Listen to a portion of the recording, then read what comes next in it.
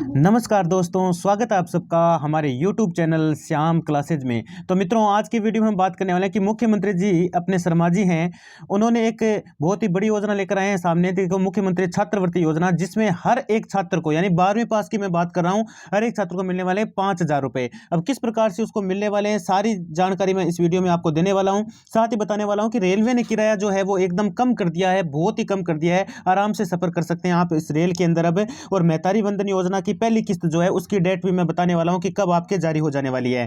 तो यदि आप चैनल पर नए विजिट कर रहे हैं तो चैनल को कर लीजिएगा सब्सक्राइब, जिससे कि हर एक जानकारी आपको यहां से मिलती रहे। तो चलिए टाइम को न वेस्ट करते हुए शुरू करते हैं।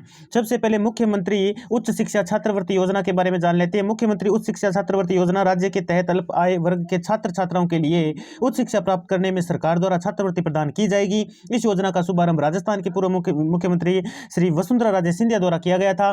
मुख्यमंत्री उच्च शिक्षा छात्रवृत्ति योजना के अंतर्गत कमजोर एवं आर्थिक रूप से कमजोर प्रतिभावान छात्र यानी अभ्यर्थियों 12वीं पास करने के बाद उच्च शिक्षा के लिए छात्रवृत्ति दी जाती है। मुख्यमंत्री उच्च शिक्षा छात्रवृत्ति योजना का लाभ है। अब आपको कैसे उठाना है वो सारी जानकारी मैं इस वीडियो में दे देता हूं आपको। पूरी जानकारी अब नीचे आपको देने वाला हूं, तो एक एक करके मैं बता देता हूं। पहले आपको पूरा कि राजस्थान मुख्यमंत्री उच्च शिक्षा छात्रवृत्ति योजना 2023 तो इसके लिए आवेदन करने हेतु एक बार फिर आवेदन शुरू हो गए हैं, यानी वापस चालू हो गए हैं। इसके लिए आवेदन 8 जनवरी 2024 से शुरू हुए थे, जो कि 15 मार्च 2024 तक चलेंगे, यानी 15 मार्च 2024 तक आपके ये आवेदन चलने वाले हैं। और साथ ही मैं इसको बता दूं, पूरी जानकारी इसके बारे में दे दूं मैं आपको।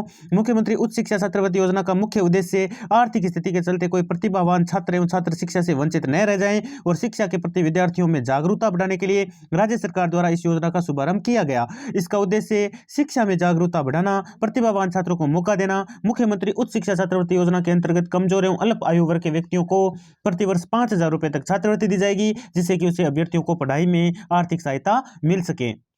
और पात्रता की बात करें तो इसमें पात्रता होनी चाहिए, सबसे पहले योजना का लाभ उठाने वाला व्यक्ति राजस्थान का स्थानीय निवासी होना जरूरी है। और परिवार की जो वार्षिक आय है वो कितनी होनी चाहिए, 2.5 लाख से अधिक नहीं होनी चाहिए। ठीक है। इसके अतिरिक्त इस योजना में अभ्यर्थी माध्यमिक शिक्षा बोर्ड की 12वीं परीक्षा में 60% अधिक प्राप्त करना होना अनिवार्य है, और साथ ही 60% से ज्यादा उसके अंक होने चाहिए। अगर अभ्यर्थी पहले सरकार द्वारा आयोजित किसी छात्रवृत्ति योजना से जुड़ा हो तो वह इस योजना का लाभ नहीं ले सकेगा। ठीक है। और इसके अतिरिक्त बात करें हम तो इसमें जो मुख्य दस्तावेज हैं वो जान लीजिए कौन कौन से मुख्य दस्तावेज चाहिए होते हैं। तो जिसमें आपके आ जाता है आधार कार्ड, जन आधार कार्ड, 10वीं 12वीं की अंक तालिका न्यूनतम 60%, मोबाइल नंबर, किसी भी राष्ट्रीयकृत बैंक में बैंक खाता और पासपोर्ट साइज फोटो, और अधिकतम 6 महीने पुरानी नहीं होनी चाहिए। प्रवेश शुल्क की रसीद भी होनी चाहिए आपके पास, जहां पे प्रवेश आपने लिया था उसकी आपके पास रसीद भी होनी चाहिए। और छात्रवृत्ति के स्वीकृत की प्रक्रिया ये रहेगी, आवेदन पत्र को महाविद्यालय में जमा करने के बाद महाविद्यालय द्वारा उसे आवेदन की पुष्टि की जाएगी, जिसके तहत ये मिलान किया जाएगा कि आप लोगों ने जो जानकारी एवं तालिका आवेदन पत्र के साथ उपलब्ध करवाई है वह जानकारी सही है या गलत है। इसके साथ ही दस्तावेजों का मिलान कर लेने के बाद महाविद्यालय द्वारा ये पुष्टि की जाएगी, और बाद में इस योजना की पात्रता आप रखते हैं या नहीं रखते हैं उसका पता चल जाएगा। जानकारी की पुष्टि होने के बाद महाविद्यालय द्वारा आवेदन पत्र जिले के नोडल अधिकारी को निर्धारित तिथि के पूर्व प्रस्तुत करे जाएंगे।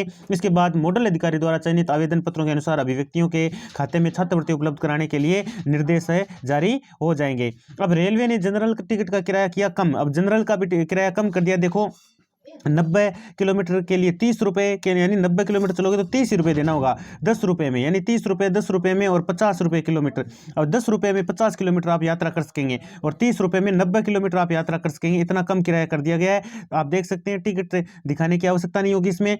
लोकसभा चुनाव 2024 से पहले भारतीय रेलवे बोर्ड ने जनरल टिकट का किराया कम कर दिया है। अब जनरल टिकट 50 किलोमीटर सफर करने के लिए 10 रुपये देना होगा, और पहले ये 30 रुपये था, अब 10 कर दिया गया, यानी 20 रुपये घटाकर, मतलब 20 रुपये बहुत ज्यादा रकम होती है वैसे तो, है ना, क्योंकि भाई किराए के मामले में देखें तो 50 किलोमीटर का पहले जो 30 रुपये देना होता था अब वो 10 रुपये देना होगा। रेलवे के एक अधिकारी ने बताया कि 50 से हर 10 से 15 किलोमीटर तक यात्रा करने पर 5 रुपये बढ़ सकता है। इसका मतलब यह है कि अब 30 रुपये में यात्री 90 किलोमीटर तक भी यात्रा कर पाएंगे।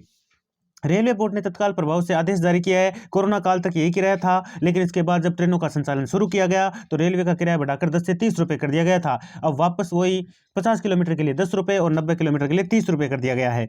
ठीक है।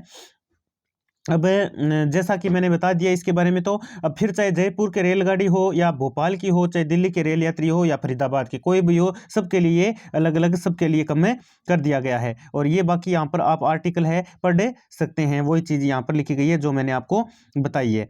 ठीक है। और साथ ही मैं बताऊं, मेहतारी वंदन योजना की पहली किस्त थी जारी, अब वो जारी कब हुई है, कब मिलने वाली है, वो भी देख लीजिए आप। जो महिलाएं आर्थिक रूप से कमजोर है, पहले इसके बारे में बता देता हूं मैं आपको।